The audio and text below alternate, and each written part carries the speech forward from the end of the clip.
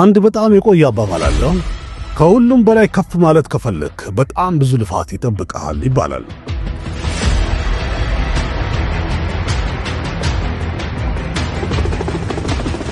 ግን ከሁሉም በላይ ከፍ ብለህ መቆየት ከፈለክ የእናትህ ምርቃት ያስፈልጋል። ሰላም ጤና ይስጥልን ቤተሰቦች። በትላንትና ቪዲዮ እንግዲህ ብዙ ነገር አውርተናል እና እንጠያየቅ የሚለው ላይ እንግዲህ ብዙዎቻችሁ በኮሜንት እንዳየሁትኝ ያው እያንዳንዱ ቪዲዮ ወይም ሁሉም ቪዲዮ መነሻው ኮሜንታችሁ ነው ብዬ ተናግሬ ነበር። ስለዚህ ጥያቄያችሁን አከታተላችሁ አብዝታችሁ ጠይቃችሁኛል። በጣም ደስ የሚል ነው። ተሳትፏችሁ በጣም አስፈላጊ ነው። በጣም ደስ እያለኝ ነው የምከተላችሁ ወይም ደግሞ ኮሜንታችሁን የማነበው። ያንንም ደግሞ መልስ ለመስጠት በምችለው አቅም እጣጣራለሁና በጣም በብዛት ያየሁትና እኔም ለረጅም ጊዜ ያው ሳስበው የነበረው ስለ ኪንግ የሻሩክ ካን ቀጣይ ፊልም ጸጥ ብለሃል እያላችሁ ነው። በእርግጥ ቦሊውድ ወቅታዊ ላይ ያሉትን መረጃዎች እያቀረብኩ ነው። ራሱን ችሎ ግን ምንም አይነት መረጃ ለብቻው ቪዲዮ አልሰራውም ነበር። ለምን አላቀርብላችሁም? ያለውን ጠቅለል አድርጌ ልሰራላችሁ ብዬ ነው። እስቲ ወደ ፕሮግራሙ እንግባ። ምን ይመስላል? ምን ላይ ነው ያለው? ኪንግ እንዴት እየሄደ ነው? በጣም እየተጠበቀ ያለ ፊልም ስለሆነ አንዳንድ ነገሮች እንነጋገር። ወደ ፕሮግራሙ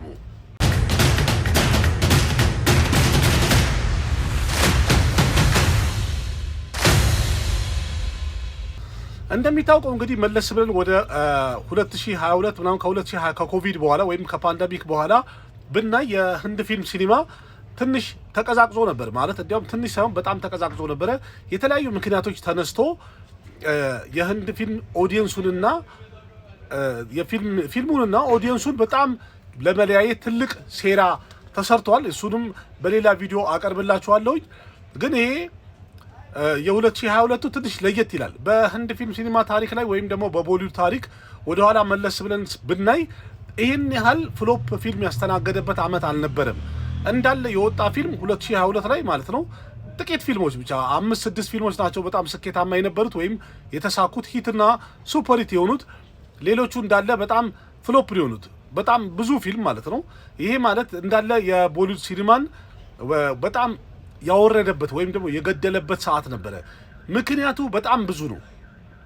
ይሄንን ነገር የተሰራበት ማለት ነው። የተለያየ አይነት ምክንያት አለ። እሱን በቀጣይ ቪዲዮ ላይ አቀርብላችኋለሁ። ግን ከዛ መሀል ላይ ያው የሱሻንት ሞት አንደኛው ትልቅ ምክንያት አድርገው ለአጀንዳቸውን ማራመጃ አድርገው በጣም የቦሊውድ ሲኒማን የገደሉበትና ኦዲየንሱ በአጠቃላይ ከኮቪድ በኋላ ሲኒማ ቤቶች ሲከፈቱ ወደ ሲኒማ ቤት እንዳይሄድ የተያዘበት ትልቅ ሁኔታ ነው ያለው። በእርግጥ የኦቲቲ ፕላትፎርሞች ወይም ደግሞ የነ ኔትፍሊክስ፣ አማዞን ፕራይም ላይ የተለያዩ ፊልሞች መታየቱ አንድ ሳይድ ኢፌክት እንዳለ ሆኖ ብቻ በአጠቃላይ የተለያዩ ምክንያቶች ተደምረው ተመልካቹንና ሲኒማውን ማራራቅ ችለው ነበር፣ ተሳክቶላቸው ነበረ። እናም ቦሊውድ አበቃለት ተብሎ አሁን እንደሚባለው ማለት ነው ቦሊውድ አበቃለት ተብሎ በጣም ሲወራ ነበር። በቃ ማብቂያው ነው ወደቀ ምናምን የምትሏ ነገር በየጊዜው ይመጣል አይደለ? ስለዚህ የዛኔ 2022 ላይ ሁሉም እንትን ብሎ የነበረ ተስፋ ቆርጦ የነበረው በቃ ምንም ቦሊውድ ድጋሚ ካምባክ አያደርግም ተበልጧል ምናምን ነገር ተብሎ ወይም አብቅቶለታል ሞቷል ተብሎ በጣም ሲወራ ነበር። የተለያየ ሚዲያዎች ላይ ያው መቼ ሰምታችኋል፣ በጊዜው ማቅረብላችኋለሁ በዛኛው ቻናልም ቢሆን ማለት ነው በጣም ሲወራ ነበረ። ግን አንድ ተስፋ ሰጪ ነገር የተገኘው ምንድነው? በቀጣይ ሻሩክ ካን አንድ ፊልም ይዞ ይመጣል ተባለ ማለት ፐታንና ጀዋንን ቲዘራቸው ተለቀቁ ማለት ነው። ወይም ፊልሙ እንደሚሰራ ተነገረ። ከዛ ሁሉም አላገጠ ማለት ያው እነዚህ ሄተሮቹ ማለት ነው በጣም አሾፉ። ከዛ በኋላ ደግሞ የጀዋን ፊልም እንትኑ አንድ ሙዚቃ ተለቀቀ። ያው ቤሸረም ረንግ የሚለው ማለት ነው አይሚን የፐታን ፊልም ከፐታን ፊልም ላይ ቤሸረም ረንግ የሚል ፊልም አይሚን ሙዚቃ ተለቀቀ ማለት ነው። እና ያ ሙዚቃ ከታየ በኋላ ያው ቤሸረም ረንግ ነው የሚለው። እንደገና ዲፒካ ያደረገችው ደግሞ ብጫቂ ጨርቅም ሆነ ፓንቷም ያው ኦሬንጅ ነበረ። ስለዚህ ቤሸረም ረንግ ማለት አንድ የማያፍር ከለር፣ እፍረት የሌለው ከለር የሚል ትርጉም አለው። ስለዚህ የሂንዱ እምነት አቀንቃኞች ወይም አክራሪዎች በጣም መጦለብ ጀመሩ። ምክንያቱም ይሄ ከለር የእምነታችን መገለጫ ነው ወይም ደግሞ የእምነቱ መሪ የሆኑት ትልልቅ ቄሶች ምናምን ነገር የሂንዱ እምነት መሪዎች የሚለብሱትን ከለር የያዘ ቀሚስ ነው ወይም ደግሞ ፓንት ነው በሚል ንቆራ ተጀመረና ፊልሙን ሙሉ ለሙሉ ለማክሰር በጣም ትልቅ ሂደት ተጀመረ። ቀደም ብሎ የአሚር ካን ላል ሲንግ ቸዴ የተሰኘው ፊልም በ2022 በጣም ተጠብቆ እሱንም ከእምነት ጋር አገናኝተው ፍሎፕ አድርገውታል፣ ወይም ደግሞ ምንም አይነት ገንዘብ እንዳይሰራ አድርገውታል። የፊልሙ ታሪክ ደካማ ነው ምናምን ነገር ከሚለው በተጨማሪ የእነሱ ትልቅ አስተዋጽኦ ነበረበት። አሁንም ድጋሚ ሻሩክ ካን መጣ። ስለዚህ አሁንም ሻሩክ ካንን እሱ ሙስሊም ስለሆነ በእኛ አላግጦብናል ምናምን በሚለው በጣም ጡለባ ተጀመረ። ከዛ የፊልሙ ትሬለር ለእይታ በቃ። ፊልሙ የሚለቀቅበት ቀን ደረሰና 2023 ያ የፍሎፕ ዓመት ወይም ደግሞ የኪሳራው ዓመት 2022 አለፈና 2023 ጃንዋሪ 25 ትሬለሩ ለማነው ፊልሙ ለእይታ በቃ። ምን ፐታን። ስለዚህ ለእይታ በቃ ሰዓት ላይ የመጀመሪያ ቀን ታሪካዊ የሆነ ምርጥ ገንዘብ መሰብሰብ ቻለ። ከዛ በኋላ በረገደ ማለት ይቻላል። በደንብ ያንን የቋጠሩትን የዘጉትን እንዳለ ብሎክ ያደረጉትን በታትኖ ፐታን በጣም አስገራሚ ገንዘብ በመስራት በዓለም አቀፍ ደረጃ 1050 ከሮር ቦሊውድ እስከዛሬ ሰርቶት የማያውቀውን ገንዘብ በመስራት አጃይብ አሰኘ ሻሩክ ካን። ከዛ በመቀጠልም ደግሞ አጋማሽ ላይ ጀዋን የተሰኘ ፊልም ይዞ መጣ ከአትሊ ኩማር ጋር። እሱም በጣም የሚገርም ገንዘብ ሰራ፣ አሁንም አጃይብ አሰኘ። በአመቱ መጨረሻ ላይ ደግሞ ደንኪን ይዞ መጣ። ደንኪ ከሁለቱ ፊልሞች አኳያ በጣም ተካብዶ ስለነበረ ባይሰራም ወይም ፊልሙ እንደዛ አክሽን ምናምን ነገር ይዘት የለውም፣ አንድ ፋሚሊ ድራማ ፊልም ነበረ። ጥሩ ገንዘብ ሰርቷል፣ ፍሎፕ አልሆነም፣ ሂት ሆኗል፣ ወይም ደግሞ ስኬታማ ፊልም ሆኖ ሊያልፍ ችሏል። ስለዚህ በአንድ አመት ውስጥ 3 ስኬታማ ፊልሞችን በመስጠት ሻሩክ ካን ያ ወድቆ የነበረውን ወይም ደግሞ አብቅቶለታል የተባለውን ቦሊውድ በድጋሚ እንዲያንሰራራ ስላደረገ ዛሬ ላይ ሁ ኢዝ ዘ ሴቪየር ኦፍ ቦሊውድ ብላችሁ ሰርች ብታደርጉ ወይንም ቦሊውድን ያዳነው ማን ነው ብላችሁ ጎግል ላይ ሰርች ብታደርጉ ኤስአርኬ ሻሩክ ካን ብሎ ይመጣላችኋል። ምክንያቱ ይሄ ነው፣ ሌላ እንትን የለውም። በዛ ሰዓት ላይ በጣም ትልልቅ አክተሮች ፊልሞቻቸው ፍሎፕ በሆኑበት ሰዓት ላይ የሻሩክ ካን ፊልሞች ቦሊውድን እንዲያንሰራራ ወይም ደግሞ ትልቅ ገንዘብ እንዲሰራ አድርጎታል። በዛ አመት ብቻ በ2023 ብቻ በዓለም አቀፍ ደረጃ የሻሩክ ካን ፊልሞች የሰሩት በአጠቃላይ ሲደመር ቦሊውድን በገበያ ደረጃ ወይም የህንድ መንግስትን ማለት ይቻላል ህንድን በአጠቃላይ ጠቅሟል። ትልቅ ገንዘብ ማስገባት ችሏል፣ መስራት ችሏል። የሌሎቹ ደግሞ ሲደመር የቦሊውድን ስም በደንብ ከፍ ማድረግ ችሏል። ከዛ በኋላ ያ አመት አለፈ። 2024 ሲመጣ ኪንግ የሚል ፊልም እየሰራ ነው፣ እንትን የሚል ፊልም እየሰራ ነው እየተባለ ነበር። መጨረሻ ኪንግ ይሰራል ተባለ፣ አልተሰራም፣ አልወጣም። 2025 ላይም አልወጣም። እንደነበረው ያው 2024 ላይም የተወሰኑ ፊልሞች ተሳክተዋል፣ የተወሰኑ ፊልሞች ፍሎፕ ሆነዋል። እንደዚህ ይህን ያህል 1000 ምናምን የሚገባ ፊልም ግን ማየት አልቻልንም። መቼ? 2024 ላይ። አሁን 2025ም ገና አጋማሹ አካባቢ ያለ ነው። ይሄ ነገር በጣም እየተጠበቀ ነበረ። የቪኪ ኮሸል ቻቫ ብቻ በጣም ትልቅ ገንዘብ ሊያስገባ ችሏል። በእርግጥ ቀደም ብሎ ስትሪቱ የተሰኘው ፊልም ምርጥ ገንዘብ ሰብስቦ እሱም አጃይብ የተሰኘ ወይም ደግሞ አጃይብ የሚያሰኝ በጣም አስገራሚ ገንዘብ በማስገባት የህንድን ሲኒማ በጣም ወደፊት አድርጎታል። እንዲሁም ኮሜዲ ሆረር ኮሜዲ ይዘት ያላቸው ፊልሞች ውጤታማ መሆናቸውን ተመልካቹ በጣም እንደሚፈልግና በጣም እንዲበዛም ማድረግ ችሏል። ምን ስትሪቱ። አሁን ደግሞ የቪኪ ኮሸል ቻቫ የተሰኘው ፊልም ደግሞ ሂስቶሪካል ድራማ ፊልሞችን በስነ ስርዓትና በአግባቡ ከተሰራና አሪፍ ትወና ማሳየት ከቻለ በጣም ስኬታማ እንደሚሆን አሁንም በድጋሚ 600 ከሮር በአገር አቀፍ ደረጃ ማለፍ የቻለ ፊልም ሊሆን ችሏል። ምን ቻቫ። ስትሪቱም ልክ እንደዛው በጣም ትልቅ ገንዘብ መስራት ችሏል። የሳውዝ ግን ፑሽፓ የተሰኘው ፊልም በሂንዲ መጥቶ እጅግ በጣም ምርጥ ገንዘብ ሰርቶ ነበረ። ያም አሪፍ መነቃቃትን ፈጥሯል። በምን አይነት መልኩ እንዴት ለኦዲየንሱ ማቅረብ እንዳለባቸው ፑሽፓም አንድ መንገድ አሳይቷል፣ ልክ ስትሪቱ እንዳሳየችው ማለት ነው። አሁን ደግሞ ቻቫም ሌላ አዲስ መንገድ እያሳየን ያለው። ስለዚህ አሁን ላይ በትልቅ ስኬል የሚሰሩ ፊልሞች ያው ትልቅ ስኬል ስላችሁ ይገባቸዋል። የሲኒማ ደረጃው በጣም ከፍ ያለ እንደሚታወቀው ከፐታን ጀምሮ ብናይ ማለት ነው። ኢቭን ፐታን የመጀመሪያው ሙሉ ለሙሉ በአይማክስ ሲኒማ የተቀረጸ ወይም በአይማክስ ካሜራ የተቀረጸ የመጀመሪያው ህንድ ፊልም ነው። እንዲሁም በጣም ብዙ ሪል ሎኬሽን ላይ እና የተለያዩ የውጭ ሀገር አስከባድ የሚባሉ አስቸጋሪ ቦታዎች ላይ የተቀረጸ የመጀመሪያ ፊልም መሆን ችሎ ነበረ። እንዲሁም ደግሞ የተለያዩ የውጭ ሀገር አክሽን ኮሪዮግራፈሮችን እዛ ላይ አሳይን አድርገው ማሰራት ችሏል፣ ሙሉውን ማለት ነው። ስለዚህ የፐታን ከስኬቱ ጀርባ ብዙ ነገር ነው ያለው፣ ብዙ ልንጠራ የምንችለው እንትን አለ። ስለዚህ ያ ነገር ምሳሌ ጀዋን ላይም አትሊ ኩመር ሌላ አክሽን ኮሪዮግራፈር ከሆሊውድ አምጥቶ እንዳሰራ እሱንም መረጃ ሰጥቼ ነበረ መሰለኝ አይደል ቦሊውድ ወቅታዊ ላይ። አሁንም እንግዲህ የተለያዩ የህንድ ሲኒማ እንትሎች ላይ እያየን ያለ ነው። አክሽን ኮሪዮግራፈሩን እንዳለ በሆሊውድ ዳይሬክተሮች እያሰሩ ነው ያሉት። ይሄ ለሲኒማው በጣም አሪፍ ለውጥ ይፈጥራል። ስለዚህ ምን ልላችሁ ነው፣ አሁን በቀጣይ ደግሞ ፈታንን አብሮት የሰራ የነበረው ዳይሬክተር ስዳት አነን አሁን ኪንግ የተሰኘውን ፊልም ከሻሩክ ካን ጋር እየሰራ ያለው። መጀመሪያ ፊልሙን ስጆሽ ጎይ የተባለው ዳይሬክተር ይዞት ነበርና ቀደም ያለ ፊልሙን ብናይ ስጆሽ ጎይ ማለት በድላ የተሰኘውን ፊልም ከሐሚድ አበቸን ጋር ሰርቶ ነበረ። ያም በጣም የምንወደው ሰስፔንስ ፊልም ነበር አይደል? ስለዚህ ከዛ አኳያ ሲታይ እዚህኛው ላይ ድምቅ ያለ አክሽን ፊልሞችን ለመስራት አቅም ላይኖረው ይችላል ተብሎ ስክሪፕቱም እየበዛ ወይም እየገዘፈ ሲመጣ ሰውየው በራሱ ፍቃድ ወጣ፣ ስዳት አነን ይስራ ብሎ አስረከበው። ስለዚህ ታሪኩ ደና ፊልሙ ወደ ቀረጻ ደርሶ የነበረበት እንደገና የተራዘመበት ምክንያት ደግሞ ስዳት አነን በሚፈልገው መልኩ ታሪኩን እንደገና እየተመካከሩ ከሻሩክ ጋር እየቀረጹ ነው ያሉት፣ በምን መልኩ መሄድ እንዳለበት ማለት ነው። ስለዚህ አሁን ላይ የተለያዩ አዳዲስ መረጃዎች ይወጡ ነው ያሉት።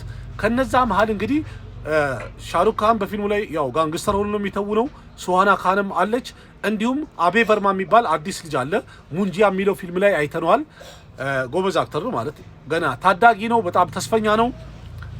በመቀጠል ደግሞ ዲፒካም ደግሞ በፊልሙ ላይ ትገባለች። የድሮ የሻሩክ ካን ወይም የጋንግስተሩ አፍቃሪ ሆና እንዲሁም የሱሃና ወይም በፊልሙ ላይ ያላትን ካራክተር ስም ባላቆም የእሷ ደግሞ እናቷ ሆና ትገባለችም እየተባለ ነው። አንዳንድ እንትን አለ የተዛባ ነው።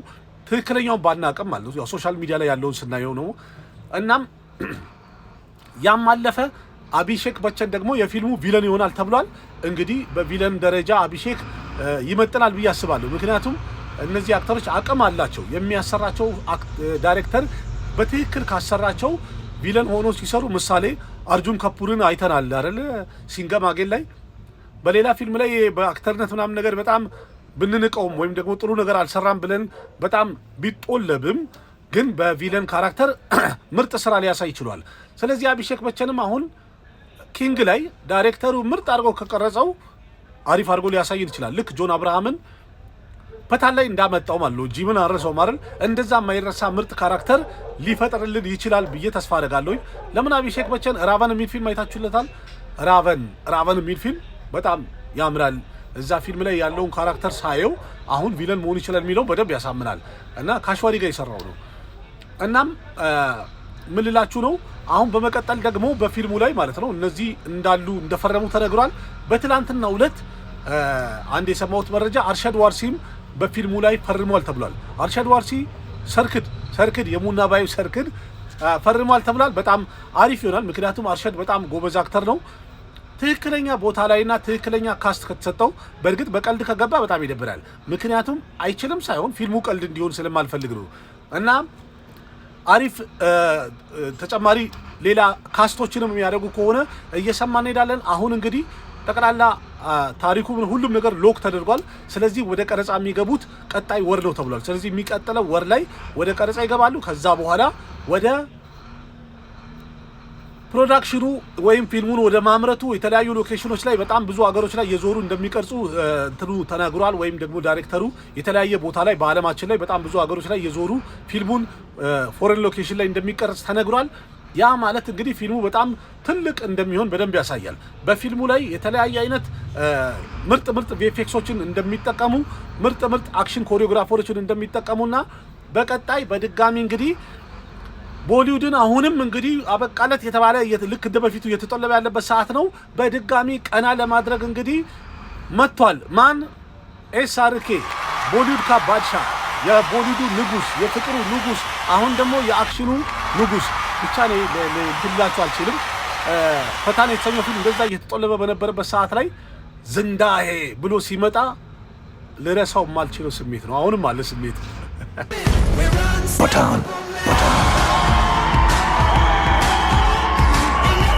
ፊልሙ እንግዲህ ጣጣውን ቀረጻውን ያው 2026 ላይ ይጀምራል የተባለ ሲሆን ሁሉ ነገሩ ጣጣውን ጨርሶ እስከ 2026 መጨረሻ ድረስ እናየዋለን ተብሎ ይጠበቃል አይደል? በጣም የምንጠብቀው ነው። በዓለም አቀፍ ደረጃ የሻሩክ አድናቂ ምን ያህል እንደሆነ መቼስ ሁልጊዜ የምናገረው ነው ይታወቃል። ስለዚህ እነዚህ ሁሉ ማህበረሰቦች እንግዲህ አይናቸውን ወይም አፋቸውን ከፍተው አሰፍስፈው እየጠበቁ ያሉት ኪንግ የተሰኘው ፊልም መቼ ይወጣል የምትለው አንቀን ነው። እኛም እየጠበቅን ነው አይደል ያለ ነው።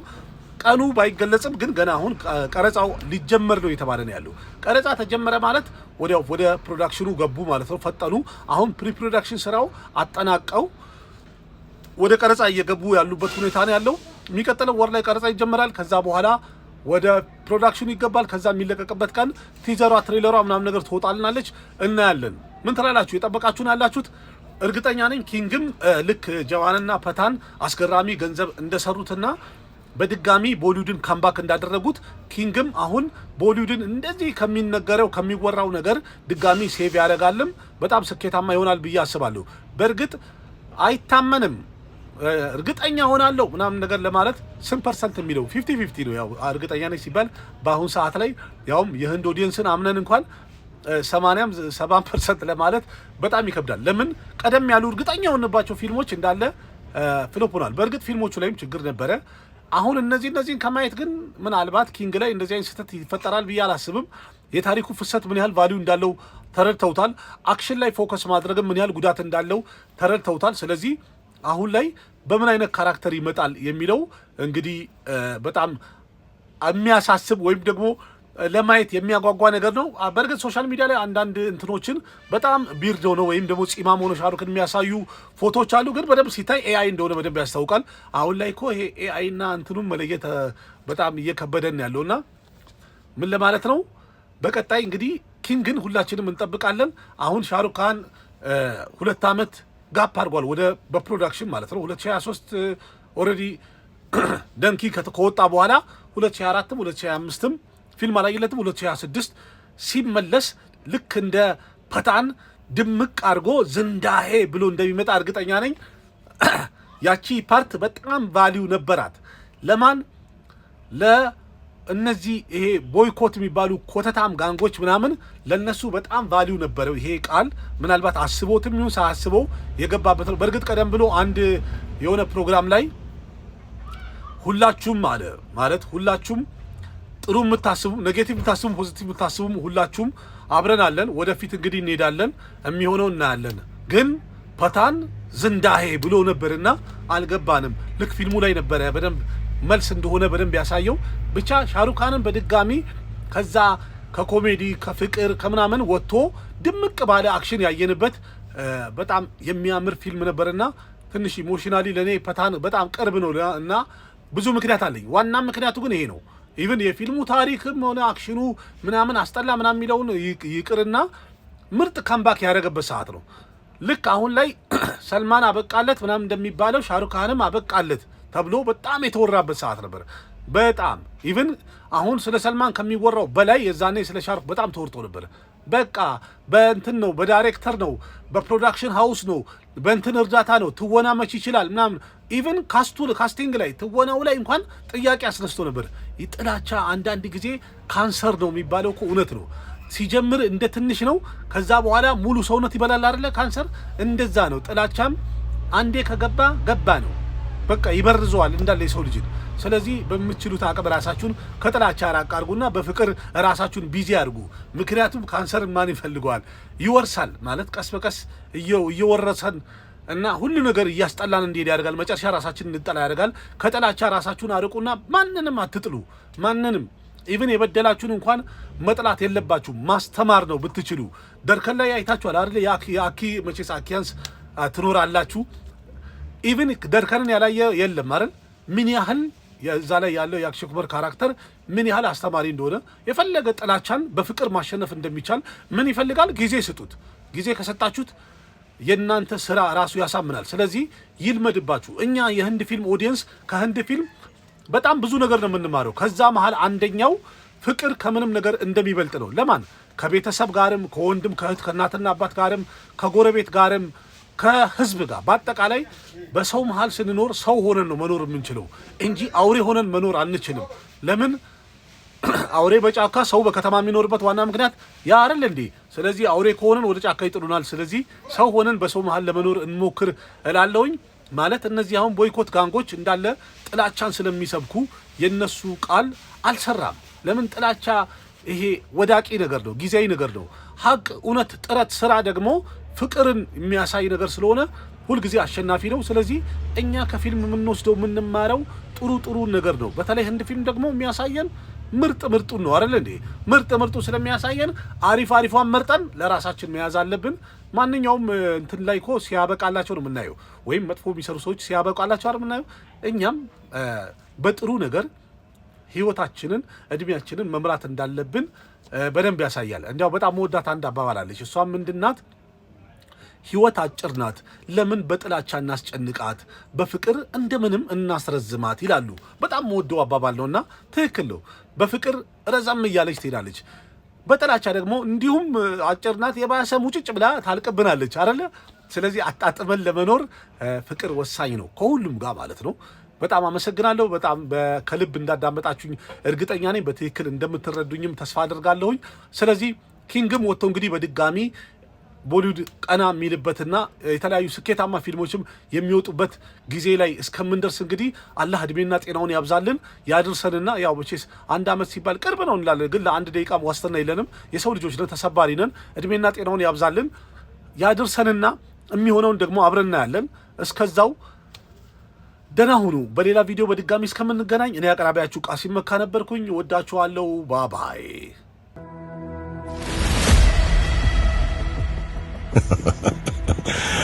አንድ በጣም የቆየ አባባል አለ። ከሁሉም በላይ ከፍ ማለት ከፈለክ በጣም ብዙ ልፋት ይጠብቅሃል ይባላል።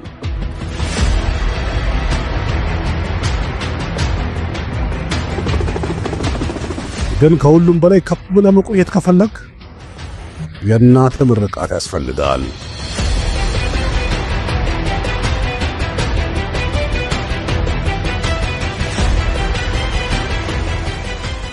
የእናንተ እኔ ጋር መድረስ አስቸጋሪ ብቻ ሳይሆን የማይታመን ነው።